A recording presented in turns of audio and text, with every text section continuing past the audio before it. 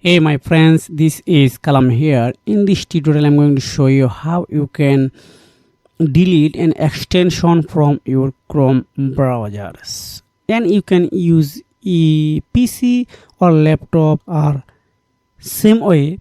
So first of all I'm going on this three menu icon, then go to setting button, then go to this extension button. Here are lots of extension I already installed on my computer, so I don't need this one. Just keep for now, remove for Chrome. I want to remove. So if I want to remove another one, just as you mentioned, as you keyword everywhere, then so I want to delete this one. Just click on remove. Oh, it's okay, already done.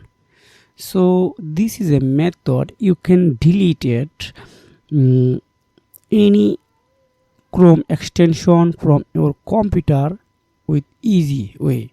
So if you have found this video helpful for you, make sure like and subscribe this channel. See you again, take care, goodbye.